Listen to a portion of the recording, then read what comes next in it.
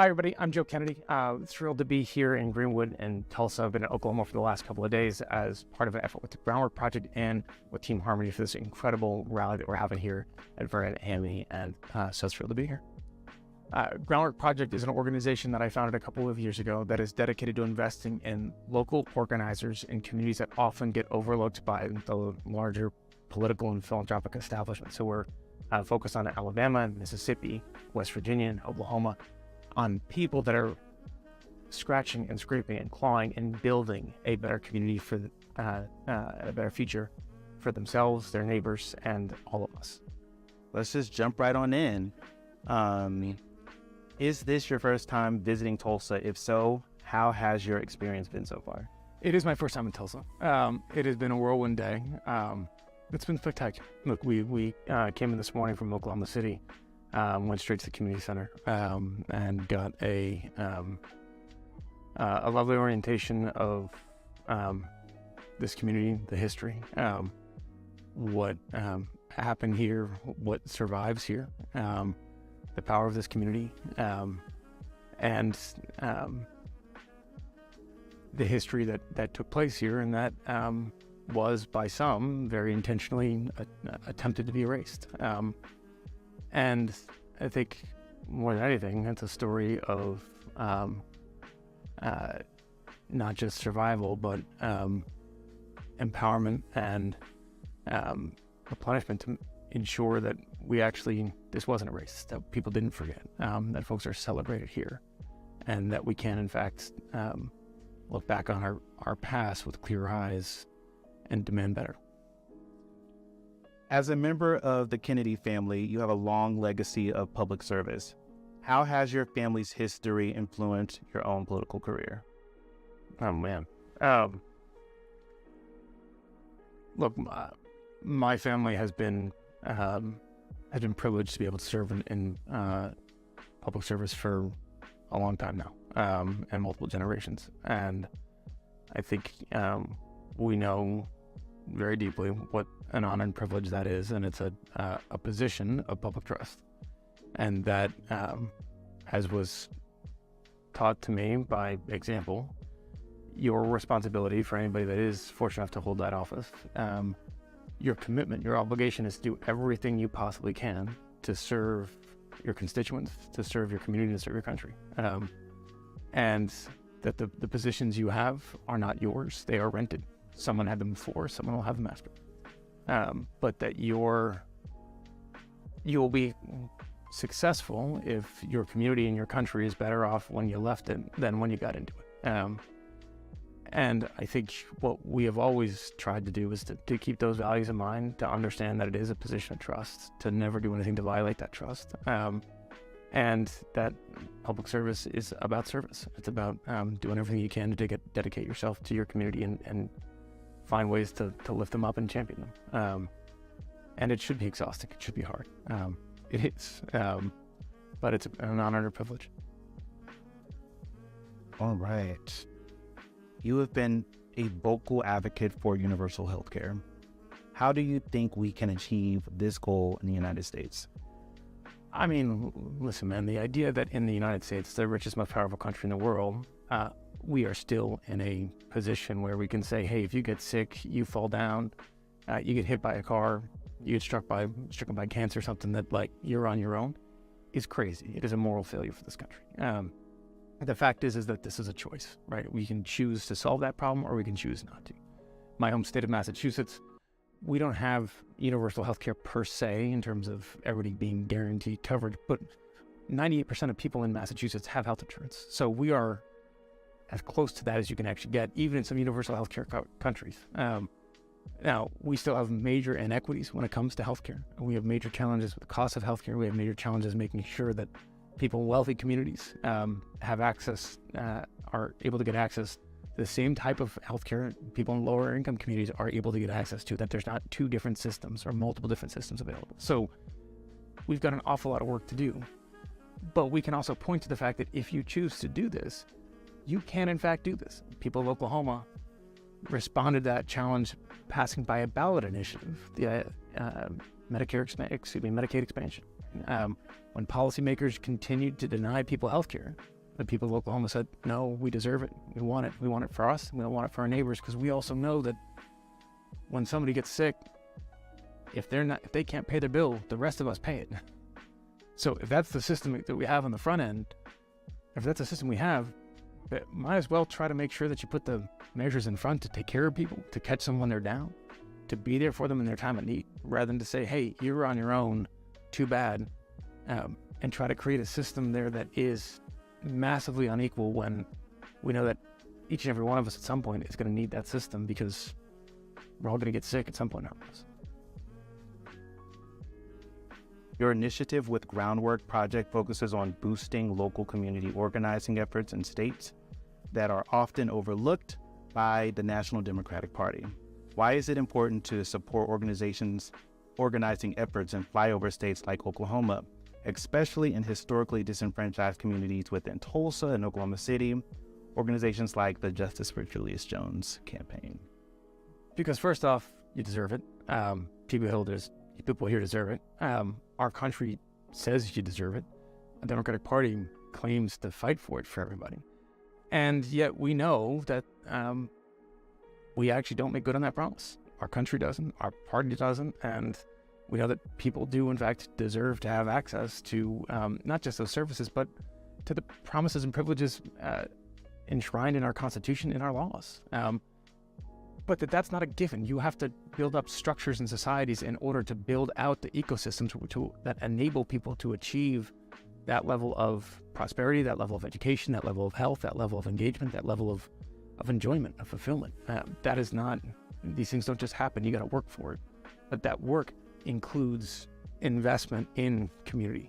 And if communities don't have that investment to begin with, or are denied that investment, or people in charge divert that investment to certain communities but not others, you can't just sit there and say, hey, that's on you. Go pull yourself up by your bootstraps, if there's no boots or straps. And so what Groundwork Project's mission is, after spending nearly a decade in Congress and running around the country and spending a lot of time campaigning for other people, from presidency to local office, recognizing that so much of that was focused on the outcomes of the next election and not the long-term power building that's needed and necessary in order to create those ecosystems in that environment. And much like everything else, power fills a vacuum. And so if Democratic Party and people aren't filling it, something else is, and something else did. And so what Groundwork seeks to do is to find these extraordinary organizations like JJI and invest in them, because we believe in them. We believe in the people leading it. We believe in their cause, but we believe that they know what is best for their community, the issues that are confronting their community, the outcomes that they want to see for their community, far better than I can. And an organization that's got great talent from all across the country, but is based across the country. People here know far better what is impacting Tulsa and how to build up Tulsa. It's not that the talent ain't here. It's not that the organizations aren't here. It's that the resources haven't gone to those folks. And so Groundwork's goal is to help channel those resources, help take that spotlight, shine it on those folks, and ensure that they are able to successfully champion their communities the way that they deserve. How long have you been a partner with the Justice for Julius campaign? So we started the Groundwork Project about 2 years ago, after I transitioned out of Congress, and spent some time setting up this organization, really trying to be diligent about and deliberate about saying, hey, given some of the ways in which our political system, from my perspective anyway, is broken, and how can we help try to fill the gaps given the resources that we have and the advantages that we have and the opportunities that we see. So we started this organization focused on places that often get overlooked, regions of the country, the Plains, the Deep South, Appalachia. And we started about a year plus ago, or 2 years ago, looking at these states, Alabama, Mississippi, added on West Virginia, and a couple of months ago added on Oklahoma, after a lot of research throughout the Midwest, throughout the Plains. And we looked here because there wasn't a whole lot of other national groups that were looking here, because there's an extraordinary series of talented individuals that are fighting and scratching and clawing for their communities, that can deliver for their communities. It's not a question of desire. It's not a question of ability. It's a question of resources and spotlight. And if we could help shine a spotlight on them, even just a shade of which gets shined on places like Cambridge, Massachusetts, or San Francisco, California. And if we could help translate and bring their messages, help literally bring them to California, or to Massachusetts, to other places around the country, make those introductions, and just let the rest of the world see what folks here are doing, I know that, look, they're the best advocates for themselves that they could have. They don't need me. Hopefully, some of the connections we can provide can give them a bit of a boost. Wow. Well, thank you for believing in people that are on the ground and that are acclimate to the issues. The next question is what lessons have you learned about political leadership during your time in Congress, and how can those lessons be applied to current challenges facing the country? A lot of lessons about politics and power from Congress. And look, our political system these days, I think most people would say is broken. I think it's broken for different reasons, and some would think there's a lot of pieces that go into that. But a big part of that is that as a Democratic Party, a kind of progressive movement, a Democratic left, hasn't actually invested in these places. And so you have a conservative movement that has a very different idea of what the best outcomes for our country are, have filled that vacuum and are using those spaces to project power in very different ways. And so we need to fill it.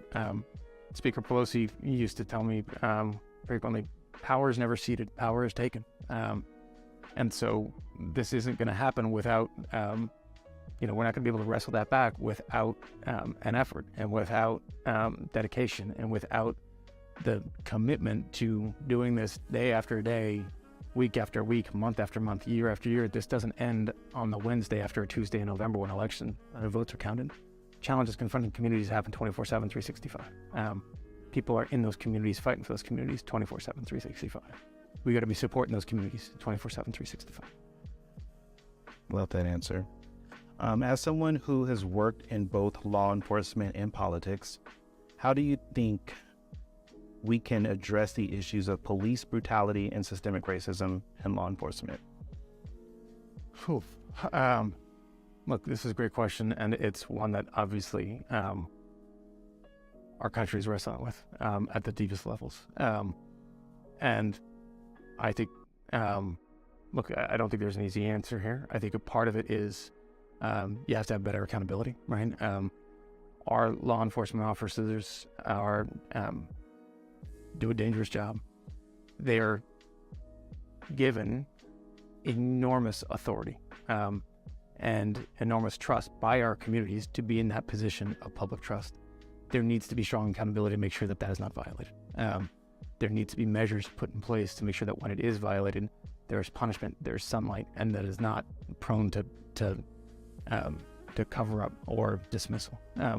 We need to make sure there's adequate training. We need to make sure that there's adequate investment in those communities, and we need to break a mentality of thinking that for every you're going to prosecute your way out of every crime, right? We have to shift that investment rather from incarceration to making sure that people get access to adequate housing, they get access to adequate education, they get access to adequate job training, they get access to the ability to actually provide for themselves and their families. You do that on the front end rather than pay for a prison pipeline. You're going to have a far better outcome, a far more robust economy, a far more robust community, and not one that is mired in the cycle of fear and distrust and incarceration and prosecution. What are your thoughts on addressing historical injustices? Like today we sat in a courtroom with the last 3 known living survivors of the massacre. What is your opinion about how America should address historical wrongs, freeways being built through minority communities? It's never too late to address an injustice, right? And the fact is that traumas left unaddressed perpetuate. And so the United States, look, I love my country. I believe in my country. That doesn't mean the decisions made by our leaders have always been flawless. It doesn't mean that this country was not founded with enormous faults and failures and systemic injustices and wrongs and inequities that persist, and the ramifications of which persist to this day. And obviously, we're in this place, in this church. You can't deny that. What we can do is be strong enough to recognize that what happened in the past contributes to the community and the culture and the society we have today. With the blessings and the failures of it, we can commit ourselves to being better, right? The most powerful part of our history for me is the fact that we pledge to be more perfect, recognizing that you're never going to get there, but this is a journey, and that we do have the capacity to rectify and address the wrongs of the past, however painful and embarrassing and humiliating they might be. Wishing them away is not a solution. And so we have to address them. Solutions to many of them are complex and complicated, and that's not to say one person's going to be able to come up with it, but what we can do is pledge to engage community, understand the ramifications of that history, and pledge ourselves to address it as best we can, move forward as we might, and build a country that ultimately achieves the vision that I think all of us share, which is a robust, I hope I should say, all of us share, which is a robust and inclusive multiracial democracy. And that in and of itself is a challenge, but it's a challenge I believe we're up for. I know you probably hear a little feedback going on. We're in a church. Joe is getting ready to go upstairs and speak to all of these young people. And so that is my last question today. Do you have faith in this next generation? Yes, I got faith in this next generation. And look, that ultimately is what we're doing all this for, right? I'm a dad of 2 little kids. I don't care what anybody says, being a parent changes you, right?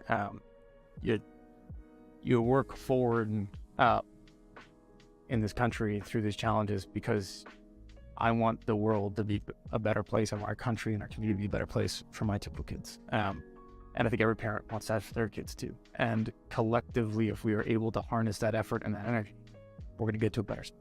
It's being strong enough to believe in that future, to believe in that next generation, confident enough to know that we haven't been perfect in the past, but bold enough to trust that we can make progress as most generations of our past have.